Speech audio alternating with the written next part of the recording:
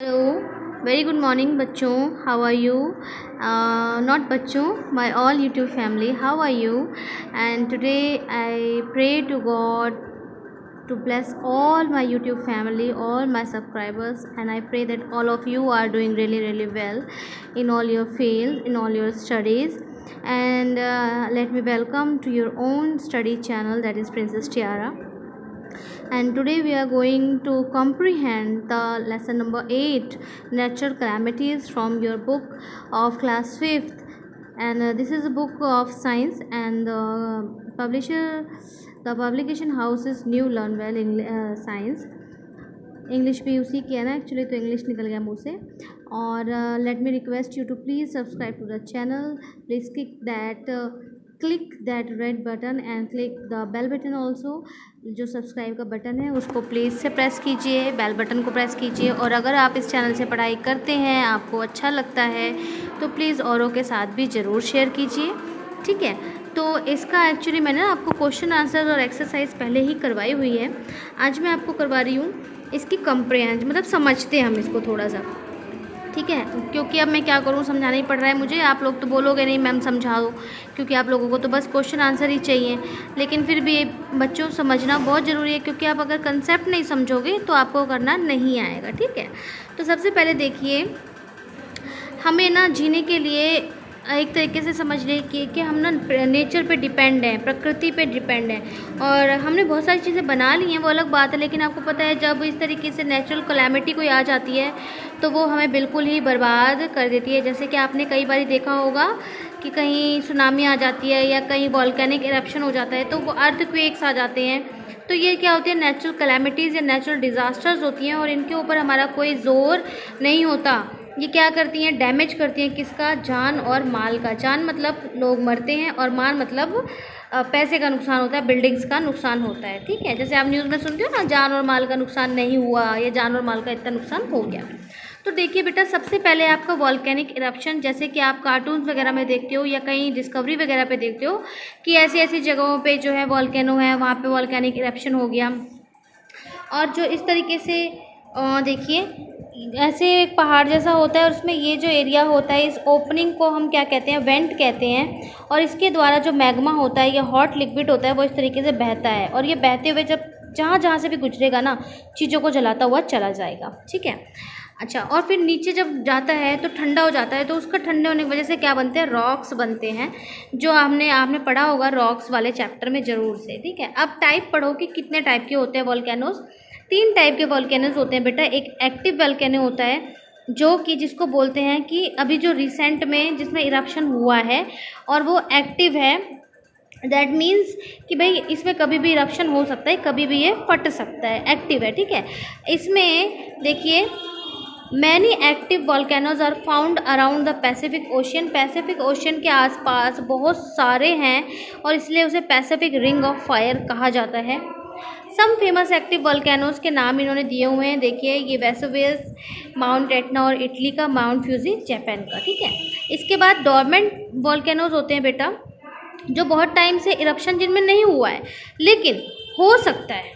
ठीक है, मतलब जैसे सुप्त जिनको कहते हैं कि भाई सोए हुए हैं. और ये इनमें कौन कौन से हैं, किलिमंजारो है जो तंजानिया का, माउंट की का माउंट की है हवाई यूएसए में, और माउंट किलिमंजारो है तंजानिया में. ठीक है, इसके बाद बेटा एक्सटिंक्ट वॉल्केनोज. एक्सटिंक्ट कौन से होते हैं, जो अब इरप्ट नहीं होंगे, जिनका कोई चांस अब नहीं बचा है. वैसे तो देखिए, हो तो कुछ भी सकता है, आप किसी भी चीज़ को 100% नहीं कह सकते, क्योंकि चीज़ को हम सोचते हैं वो हो जाती है, लेकिन फिर भी इनका चांस है कि ये अब नहीं होंगे. ठीक है, इनमें से कौन से हैं, देखिए एग्जाम्पल के लिए उन्होंने बता रखा है. I can actually pronounce it, this is the name. ठीक है, अब देखिए प्रिकॉशन मेजर्स के हमें क्या लेने चाहिए कि अगर वॉल्केनो, क्योंकि अब भाई वो फट सकता है, तो हम क्या कर सकते हैं. हम क्या कर सकते हैं कि जब इस तरह की कोई एडवाइजरी जारी हो या कोई प्रेडिक्शन हो इस तरीके का, जैसे मौसम विभाग इस तरीके का प्रेडिक्शन करे, तो लोगों को सेफ प्लेसेस की तरफ मूव कर जाना चाहिए, क्योंकि पता नहीं है कि लावा कहाँ तक बह के आ जाएगा. ठीक है, मूव इंडोर्स इमीडिएटली. अंदर अपने घरों के अंदर सेफ हो जाइए। On receiving the alert turn off all electrical gadgets, हमें सभी इलेक्ट्रिकल गैजेट्स को बंद कर देना चाहिए, ठीक है। अब इसके बाद बेटा आपका आता है अर्थक्वेक। अर्थक्वेक क्या है? अचानक से एकदम सडन जो है शेक होता है अर्थ के अंदर, जो तो आप लोगों ने मैक्सिमम लोगों ने महसूस कर ही रखा होगा। जो वो शेक होता है, अर्थ ऐसे एकदम शेक करती है, वो होती है अर्थक्वेक। अगर वो लाइट होता है तो कोई नुकसान नहीं होता, लेकिन अगर अर्थक्वेक ज़्यादा तेज हो तो वो बहुत ही ज़्यादा नुकसान कर जाता है, काफ़ी लोग इसमें मर जाते हैं। गुजरात में हमारे यहाँ बहुत ही भयंकर आया था, ठीक है। अच्छा, इसमें देखिए, the earth crust is made up of number of plates called tectonic plates. Below these plates is a mantle filled with magma. The heat produced inside the earth moves the tectonic plates slides. तो जो tectonic plates के नीचे magma होता है ना, वो बहुत hot होता है, जैसे कि वॉल्केनो का मैग्मा है। तो वो जो हीट होती है ना, वो उन प्लेट्स को हिलाती है, उसकी वजह से हमें महसूस होता है अर्थक्वेक, ठीक है। और इसको जो वेव्स होती है उनको हम सेस्मिक वेव्स कहते हैं। और जहाँ पे अर्थक्वेक का सेंटर होता है ना, यानी जैसे आप सुना होगा ना आपने कि इनका न्यूज़ में सुनते हो कि यहाँ तक आया था अर्थक्वेक, लेकिन इसका सेंटर यहाँ पे था। उस सेंटर को हम क्या कहते हैं? फोकस कहते हैं, ठीक है। और जो बिल्कुल इसका जहाँ से बिगिन होता है वो फोकस होता है, और उसका जहाँ पे करस्पॉन्डिंग स्पॉट होता है, यानी जहाँ पे बिल्कुल वो होता है, उसे एपी सेंटर कहा जाता है। Earthquake occurs without any warning, आप उसको प्रिडिक्ट नहीं कर सकते कि कब आएगा, लेकिन अर्थक्वेक की जो थोड़ी बहुत भी स्टडी की जा सकती है उसे सेस्मोलॉजी कहते हैं, और जिसके द्वारा अर्थक्वेक की स्टडी को रिकॉर्ड किया जाता है उसे सेस्मोग्राफ कहते हैं। और अर्थक्वेक की जो इंटेंसिटी, यानी जब आप न्यूज़ में जो सुनते हो ना कि 4.2 तीव्रता का आया था, 6.8 6.1 बहुत ज़्यादा है, ये बहुत नुकसान करता है। लेकिन जो माइल्ड होते हैं, जैसे 5.4 का आया था, ऐसे हल्का सा महसूस हुआ था, वो रिक्टर स्केल पे नापी जाती है। जब आप न्यूज़ सुनोगे तो वो ज़रूर बोलेंगे जो न्यूज़ रिपोर्टर होंगे कि रिक्टर स्केल पे इसकी तीव्रता इतनी नापी गई, ठीक है। Major earthquakes are very destructive because they cause huge damage, ये मैंने आपको ऊपर बताई ये बात। अच्छा, ये देखिए, गुजरात के भुज में हमारे यहाँ 26 जनवरी 2001 में बहुत ही ज़्यादा भयंकर रूप से अर्थक्वेक आया था, और इसमें लगभग 8 लाख घर जो है तबाह हो गए थे, ठीक है। इसके बाद बेटा नेक्स्ट पे आ जाइए आप, नेक्स्ट पेज पे। प्रिकॉशनरी मेजर्स हम क्या कर सकते हैं कि अगर अब महसूस हुआ है, क्योंकि इसकी कोई वो नहीं है, वार्निंग नहीं है, लेकिन अगर कोई महसूस हुआ है तो आप तुरंत से ही किसी बिल्डिंग या ट्री या पोल को अवॉइड कीजिए, वायर्स को अवॉइड कीजिए, किसी खुली जगह पे जाइए। आजकल क्योंकि बिल्डिंग्स इतनी बन चुकी है हमारे यहाँ कि हमारे लिए बड़ी मुसीबत हो चुकी है, क्योंकि खाली जगह ऐसी हमारे पास है नहीं। लेकिन किसी ऐसी जगह लोगों को इकट्ठे हो जाना चाहिए जैसे जहाँ खाली मैदान हो, ठीक है। किसी फर्म टेबल के नीचे या इसके नीचे आपको एकदम अपना हेड को छुपाते हुए उसके नीचे छुप जाना चाहिए, ठीक है। और आपको बिल्डिंग वगैरह, अगर आप स्कूल की बिल्डिंग में बच्चे हैं तो आपको पता होगा, सिखाया जाता है स्कूल में कि अलार्म बजेगा तो आपको तुरंत कैसे एस्केप करना है बिल्डिंग से, ठीक है। Even after an earthquake stops, लेकिन फिर भी अगर अर्थक्वेक रुक गया है लेकिन फिर भी कोई भरोसा नहीं है, हमें फिर भी अलर्ट रहना चाहिए। इसके बाद में बेटा देखिए आपकी आती है सुनामी। सुनामी से आपको पता ही होगा जापान का एक नाम आ जाता है, क्योंकि सुनामी ऑलरेडी एक जापानीज़ वर्ड है। इसका मतलब है अंडर सी अर्थक्वेक आना या वॉल्केनिक इरप्शन होना, लैंडस्लाइड होना, लैंडस्लिप होना because of displacement of ocean water, that is tsunamis, ठीक है। और जब ये वेव्स जो आती हैं आपकी, तो कोस्ट लाइन यानी तटीय इलाकों पे देखो इस तरीके से ये फोटो दिखाया गया है। इतनी ऊंची ऊंची, मतलब बिल्डिंग से भी देखिए आप कितनी ऊंची है, तो इसके ऊपर कोई क्या ही काबू पाएगा। और ये इतनी तबाही मचाती हैं, इतनी 10 से 30 मीटर तक ऊंची हो सकती हैं, और बहुत ही ज़्यादा तबाही मचाने वाली होती हैं, और कितने कितने 1000 माइल्स तक ये क्रॉस कितनी भी तबाही मचा सकती हैं। और देखिए इसके लिए हम क्या क्या कर सकते हैं, इसकी जो है एडवाइजरी जारी हो जाती है, ठीक है।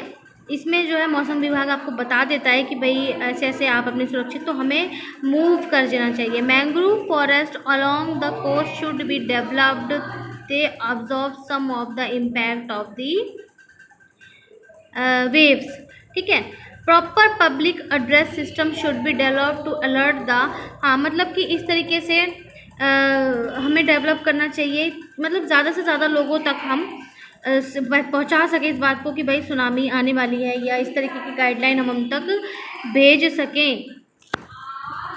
और जो ये वाले फॉरेस्ट होते हैं आपके, मैनग्रोव फॉरेस्ट होते हैं ये, हाँ ये वाला पॉइंट रह गया। मैनग्रोव जो फॉरेस्ट होते हैं इनको कोस्ट के साथ, तटीय इलाकों के साथ, ये जो होते हैं वेव्स को भी डेवलप, क्या बोल रही हूँ मैं, वेव्स को भी ये एब्जॉर्ब कर लेते हैं। ठीक है, मतलब इम्पैक्ट को उसके, ऐसे फॉरेस्ट को मतलब हमें बना और ज़्यादा डेवलप करना चाहिए, इनको प्रमोट करना चाहिए। ठीक है, इसके बाद बेटा देखिए साइक्लोन या हरिकेन या टाइफून जिसको बोलते हैं, जो गोल गोल घूमता हुआ चक्रवात सा आता है, ये देखिए डिस्ट्रक्शन हुई है हरिकेन की वजह से, डिस्ट्रक्शन ये साइक्लोन की वजह से हुई है। और ये देखिए हरिकेन इस तरीके का ये दिखता है, शायद ये सैटेलाइट फ़ोटो है इसकी।